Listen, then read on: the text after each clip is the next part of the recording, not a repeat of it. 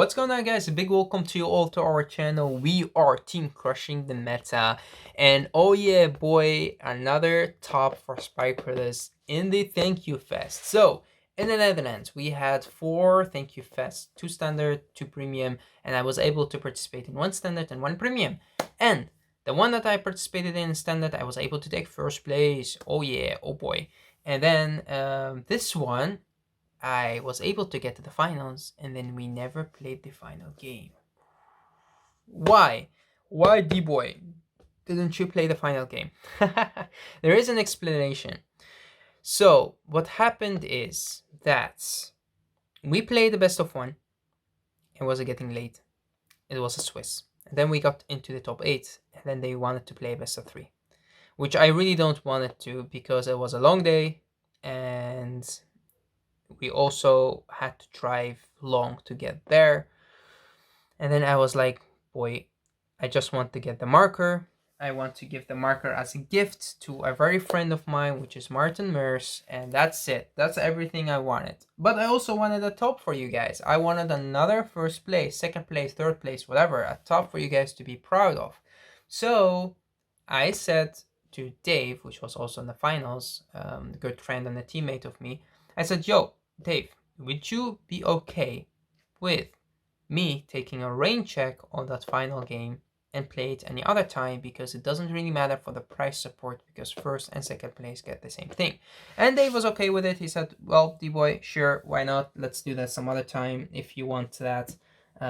So we did that, and now we don't know who got first and second place yet, but it doesn't really matter because it's another top for you guys, and I wanted to showcase this deck. I've been getting a lot of questions on Spike Withers and Premium with Rising and without Rising, and people ask me what's the strongest deck that that you could play at this current format.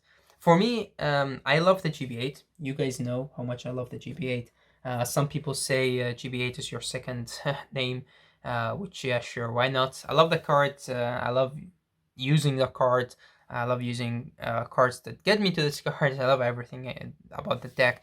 And the deck build that I play today focus on a little bit of the balance between having vanilla mechanic and not the vanilla mechanic in the same deck. And I will showcase the deck very fast, and then also go back and explain the cards and everything. And before I do all of that, I would like to thank you guys for all the love, the support. So much has been done by you guys being able to get so much subscribers. Of course, if you're new to the channel, welcome to our channel. Don't forget to subscribe, like the video, and let us know in the comment section below if you have tried this deck out or not. If not, try it out. So there are 2 builds that you could build for Spike Brothers when it comes to premium. You could go aggro, you could go turbo, and you could go kinda between. This deck goes kinda between. That's why it's called balance. Balance between turbo and aggro, and it also balanced between having the vanilla and non-vanilla units in the same deck. Although it focuses a little bit more on the turbo than the aggro, but it still could aggro when needed. Let's talk about the tournament before we go into into the current deck, right? So this is we had 15 players in the tournament. It was done by Speedy Toys in Zwolle, the Netherlands. The shop owner did an amazing job on creating the tournament and being also Corona proof. So that's why we couldn't have more players than that. We have 3 Nobutama players playing Vanilla Nobutama, Discard Nobutama, Dominate Nobutama, playing by Lawrence, Michael, and of course Chris Flores, our specialist when it comes to Nobutama. Kagero, played by Chris van der Linde, which is an Overlord player, Kagero player, one of the players are very proud of. We are very proud of to have in the Netherlands in our community, as he gets a lot of tops, and he was also able to go to Worlds last year, so definitely a shout out to him. It was amazing to see him again. Kevin from Zwolle, another great player who plays Kagero, his favorite clan. 2 Link Joker players, one of them being Remco, played Chaos Breaker. Amazing to see Chaos Breaker do so well, getting in the top 8 as well. And then Royals, altmaile by Ramon. Great to see Ramon again. A great guy, great personality, and one of the creators when it comes to Vanguard in the Netherlands. OTT, played by Fira. Momo slash Stillwater, Nogar Tom. Bermuda Melody Riviere, not by Sparkles. Sparkles played the sneak in Arnhem in another tournament, so there were 2 tournaments at the same time. Gears, Tempest Timely by Dave, which was able to get to the finals. Again, if you guys want to see that deck, let us know in the comment section below and we will showcase the deck. Then we have Grand Blue, Asha, and Aquaforce. Grand Blue played by Jamie, our expert when it comes to Grand Blue, with of course Varian, and Spike Brothers played by me. Top 8 was Gears, Spikes, Royals, Nuba, Vanilla, Kagero, Nuba, Discard, Chaos Breaker, and Grand Blue. Alright, let's get through the deck. Then go back and talk about my matchups, and then go back and explain the deck. Okay, so first, going fast through the deck. Grade 3 lineup. We have 4 copies of Jelly Beans. Jelly Beans have 3 very important roles that he has in this deck, but we'll talk about that later. Then we have Bad and Dragger, another very important card to have at 4. Your main go to right target. 2, Juggernaut Maximum. I missed this guy, I wanted to put him back. And last but not least, for the grade 3s, we have 1 Gun Wolf, another important card to have in the deck. For the grade 2s, everything is important. 4 copies of Spike Bouncer. It's a crazy card and has so much uses when it comes to GB8. Of course, Detonate Barrel, another card that does a lot for the deck. And then 2 copies of Dudley Mountie, as being a vanilla and being a Dudley. Grade 1s. 3 copies of Wonder Boy, the one and only grade 1 in the deck that is a Spike Brother. 4 copies of the vanilla 15k.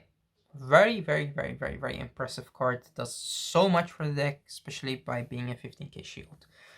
Important reason to have in the deck. 3 copies of Tier, and last but not least, the one and only, one of the most hated card in Vanguards, Zazan Boy. I love this card. It's not because I play Spike Brothers, it's not because of the thing. I love it because people hate it. And look at how cute this card is. You could say whatever you want about me, but I always play the decks that I want to play because I have fun with them. And I will keep saying this is not the strongest Spike Brother build, but this is the build that I enjoy playing the most. And if people hate me for it, be a hater. I don't mind. Hate me. As long as you love Spike, I'm okay with it. Trigger lineup. We have 4 heals, being our Dudley heal for a lot of reasons. Lindsay, another card that does, Lindsay. That's not Lindsay, it's Linetta. Another card that does a lot for the deck, giving us the space for our grade 1s, and being a 15k shield. This is so good. Then we have 4 copies of Merlin, being our perfect guard.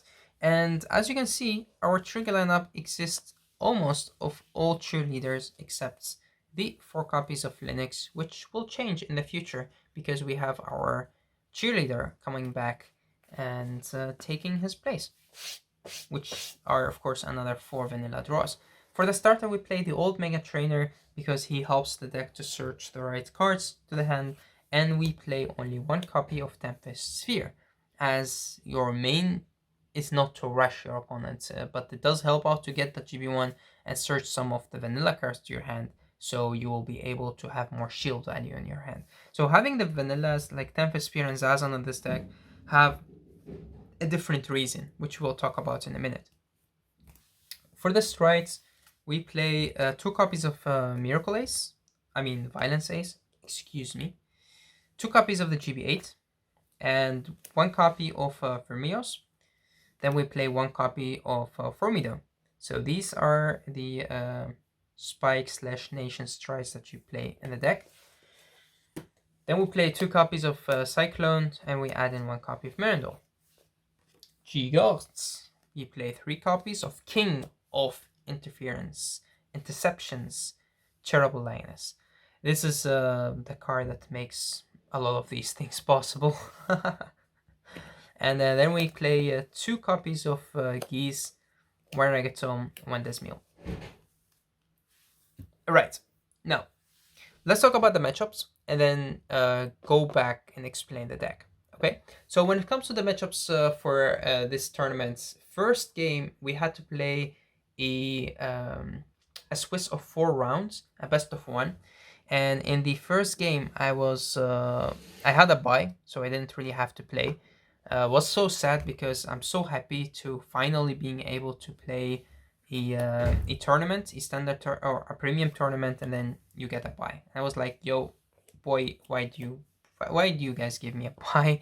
I was very sad, but sure, I would take it. It was a win, so why not? For the second game, I had to play against one of my very good friends, which is Ramon. Ramon played altmaile, a very interesting build as well, but he is a great deck builder, so why not? And it was a very fun game, but it was okay for me to have total control over the game because altmaile, the build that he played was a very defensive build, but of course you could not go through the GB8. But the thing is, with altmaile, with the Royals, with their new stride, you could make a lot of crazy decks, like a standard plus decks, and they would still be very good.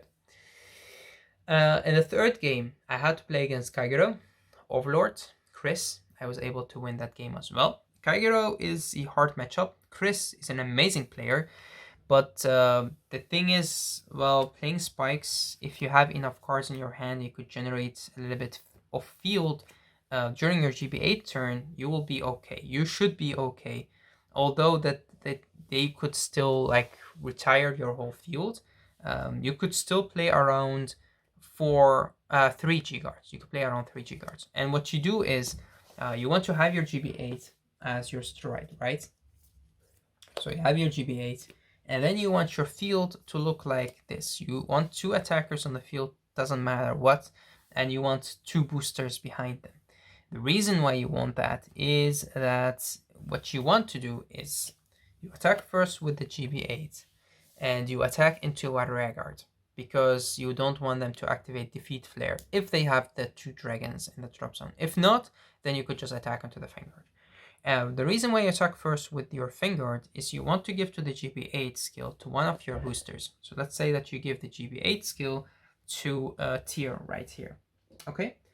Then you want to create a column with that ability. So let's say that after giving the skill of the GB8 to Tier, then you attack again with this column, and then you get the GB8 skill to him. Alright? So now you have a column with the GB8 skill. If they denial Griffin this, that's fine, right? Because now you could put this into your soul with a card from your hand to call something right here. If they denial Griffin this, and also with their flip G guard kill this as well, then you're left with no column. Alright, so they kill both. That's 2 G guards. And they never play 2 flip G guards. They could play 3 denial Griffin, but they never play 2 flip G guards.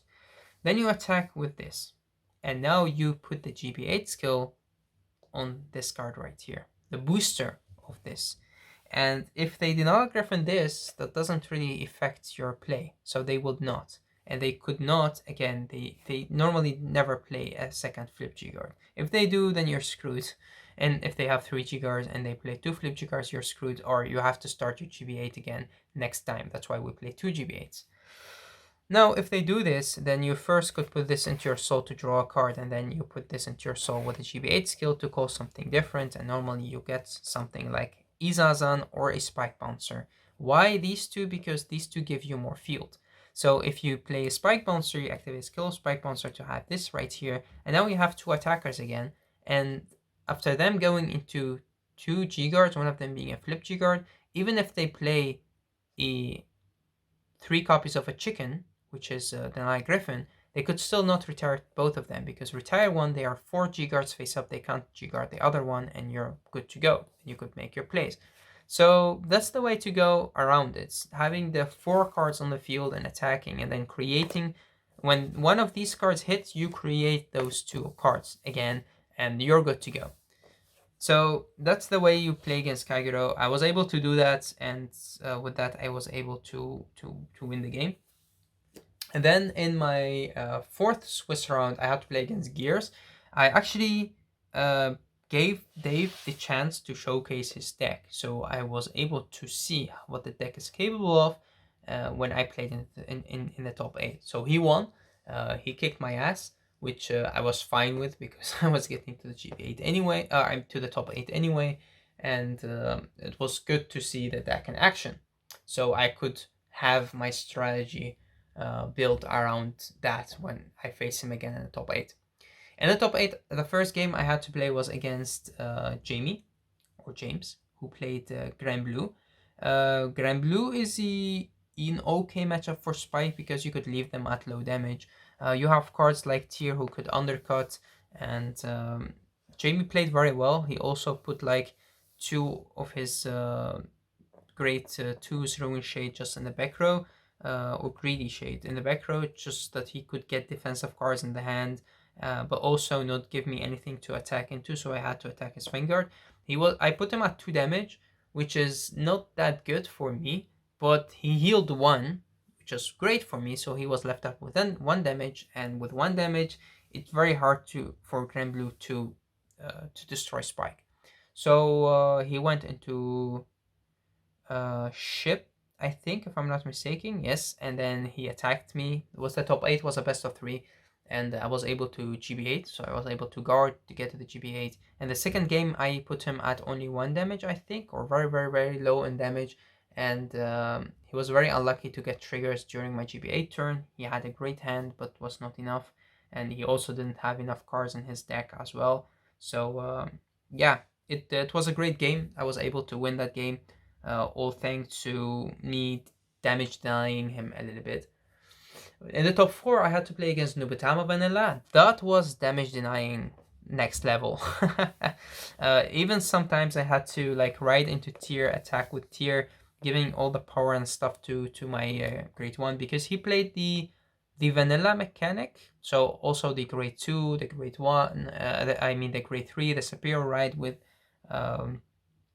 Cyclone, and I was not sure, was he playing the build that is with Jamie Congo, or was he playing the build with Rene? Because if you play Nuba, you could go both ways, right? So that was the thing that I was not 100% sure about. But after the first game, his last damage was a Jamie Congo. So I was like, yo, I know what you're playing right now. So I should not have too much cards in my hand, and I need to guard early on. So on the second game, I guarded actually and kept myself at only 2 damage, and not really saved hand because there was no reason to. And he played very smart, because what he did is on his when I got my stride and it was back to him, he didn't attack me at all, so I could not G-guard because he knew I have 3 G-guards in hand.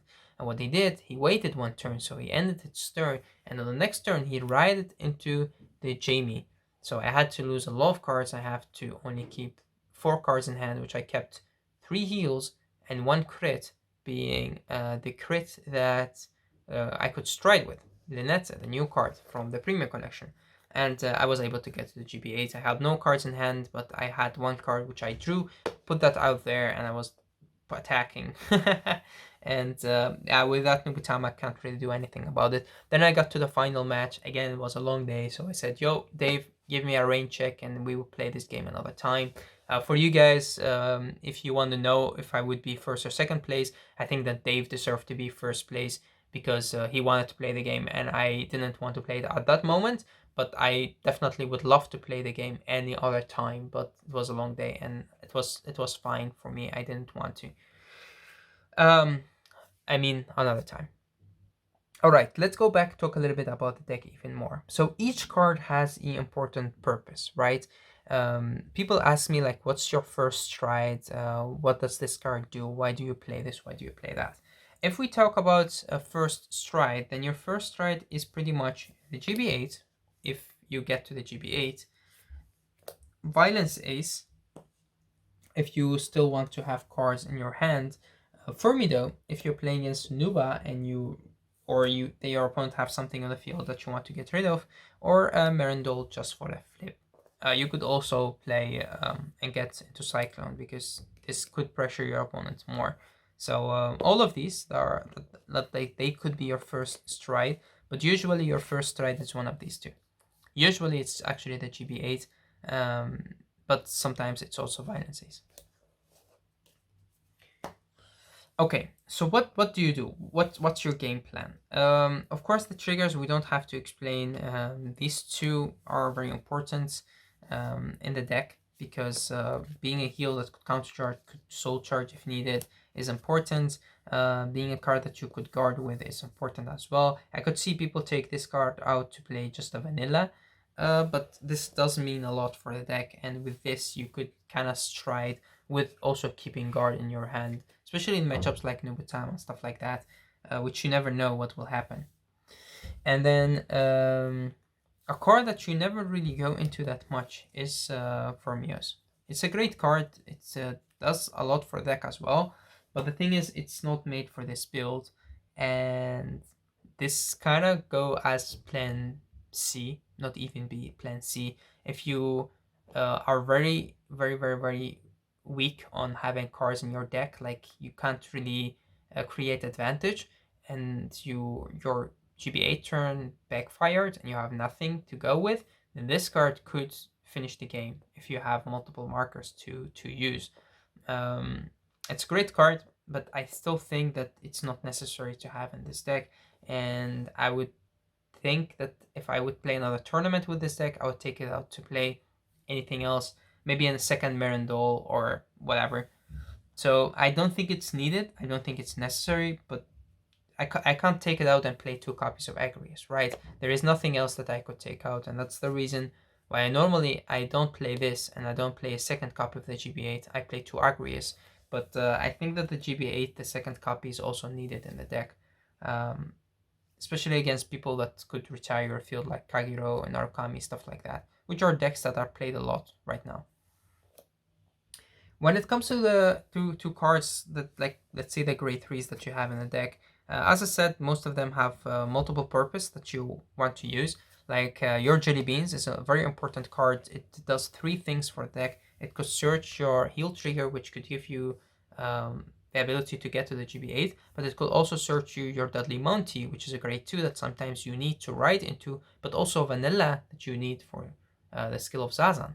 So he does 3 things, 3 very important things, and him searching the vanilla is kind of the same because with Zazan you get that GB1, the kind of the same as searching out the heal, right? So again, a card that does a lot. Gunwolf is another card that does amazing, especially if you have Tier, if you have Wonder Boy, if you have stuff like that on the field that you just want to put back to your deck. This card does a lot. If you're running low on cards in your deck during your GB8 turn, this card could do a lot for the deck, so important to have at least 1 in the deck. Juggernaut's Maximum is another card that gives power and gives force marker. So this mostly a right target or just a card that you want to call. A card that you want to call with Spike Bouncer on the side that doesn't have the markers, which also is good because this would be still able to hit high numbers. And last but not least, we have Ben and Dragger. Ben and Dragger having a very important 2 abilities. First one is, of course, he could put cards from your field back to the deck, and getting a crit, an extra 5k is nice. Also, being able to come out of your soul to retire something when you ride on the top of it is this ability that did a lot yesterday in the tournament and also every time, because you could retire Honoli, stuff like that. You could retire anything that you don't want your opponent to have on the field. Stuff that irritate you, you could just get rid of them. And we get to the grade 2 lineup. Of course, the Spike Bouncer is self-explanatory. I mean, you guys know what the card does for the deck. I mean, I really don't have to explain, right? The same goes for Detonate Barrel. Detonate Barrel being able to get that extra 10k means that he could hit your opponent even if they go into a high base Vanguard with all of their triggers. And then, of course, we have Dudley Mountie being a vanilla, being a grade 2 that you could search into, being a 10k is all good. I mean, if this card was less, was like a 7k or an 8k, I would still be fine with it because you could undercut your opponent. But sure, the old vanillas were always 10k, and we don't really have any other Dudley vanilla that we could play, so this is the only one, and I think it's fine. I'm very happy to have him at least. We come to the great ones. Of course, we have tier. Tier at 3.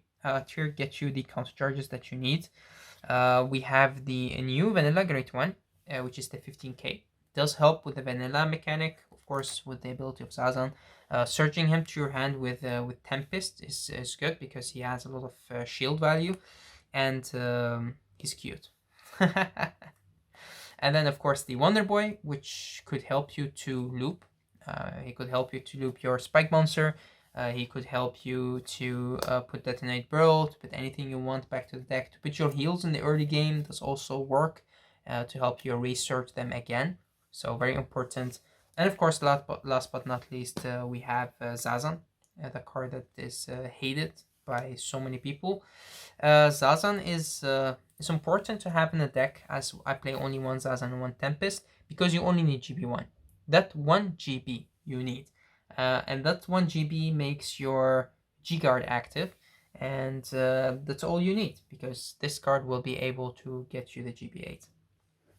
Okay, and then of course for the starter we play Mega Trainer, as he could search your Zazan, he could search your heal trigger, he could search whatever you like. Okay, we talked about the deck, we talked about the deck list, we talked about the matchups, we talked about everything. Now there's one thing left. How does the deck work? Depending if you go first or second, the deck could change, as in how the deck works, as in what your choices would be, as in what would you search with your starter, as in everything. So normally, what you want to do is you have your Mega Trainer, and going first or second again changes things. So let's say that you go first, right? Some people would say Spike going first is a weakness. Well, it was in the GB8 build before we got cards that could give us GB, 1 GB. So what you want to do is, if you go first, it doesn't really matter what you ride into, because you can't undercut your opponent. You don't have to, because you're a great one, right? Or you go first, you can attack. So you move your Mega Trainer in the back row, moving him behind your Vanguard or on the regular circle, up to you, depending on what matchup you're playing against, and then you end your turn, right? You can't do anything anymore. On that grade 2 turn, you ride into Detonate Burrow, then you already have him in your soul.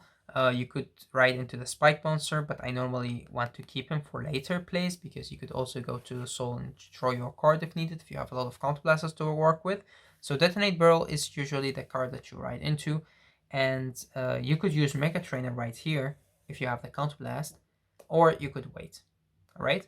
I normally just wait, or I put something right here that could pressure your opponent more. If you're playing against a deck that you want to rush and you have a Zazan in your hand, you could use that for your advantage, because now you could use the Zazan, call 2 new stuff from hand, Soul Blast, the great one that you have in your soul, and draw stuff. But you could also wait one more turn if you don't want to rush your opponent. Pretty much up to the deck that you're playing against. But normally what you want to do right here is you want to search your vanillas if you don't have them in your hand, or if you already have them but you don't have Zazan. You use this skill to search up the one Zazan, and then you use the Zazan ability to call 2 vanillas from your hands, being whatever vanilla you have. You have 3 kind of vanillas that you have. You have the grade 2, you have the grade 1, and you have the draw trigger, of course, Linux. So doesn't really matter what you call. I normally like to keep this in hand because this is a 15k shield. So what I do is I call this right here, and this right there, switch these, because I definitely don't mind them destroying the Zazan, because I want him in my drop zone, so I could put him back with the G-Guard if needed. And of course you lose the soul. And then you get power, like in 5k and 5k here. And with that you pretty much could rush your opponent if needed, but you could also like do nothing. You could just attack with this into the Vanguard, or attack into their Vanguard and give them just 1 damage, or you could just rush them. It depends on, again, which deck you're playing against.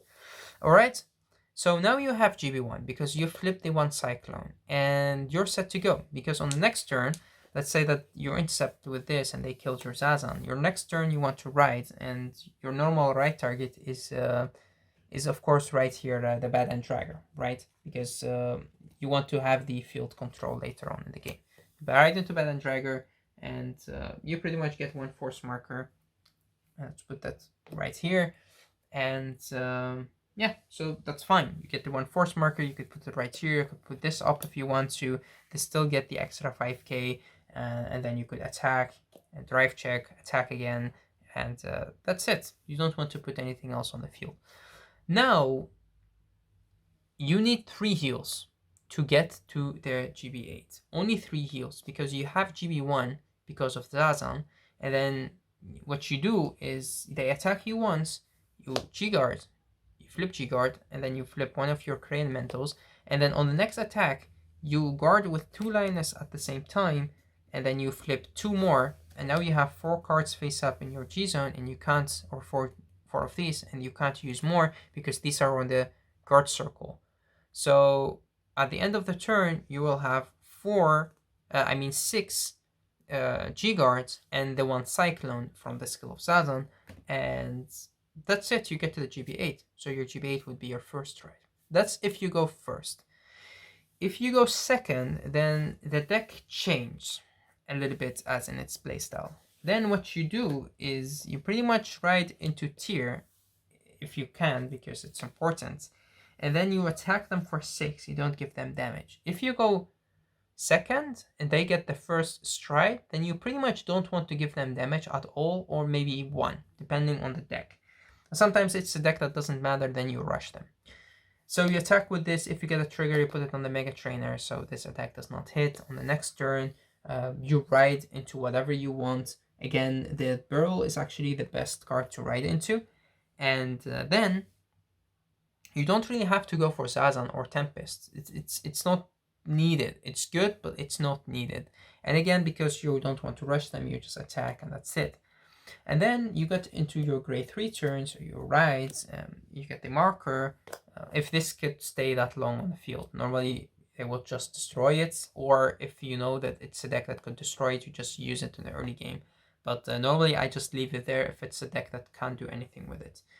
So you get into the Bad and Dragger, and now you have the first stride, right? So you stride into Violence Ace, which is the card that will give you more cards into your hands. And now right here, if you have the Zazan, you could use it. If you have Tempest, you could use it, because Zazan and Tempest will give you 1 GB, which means 1 less G-guard on hand, and would also mean that you draw 1 more card from Violence Ace.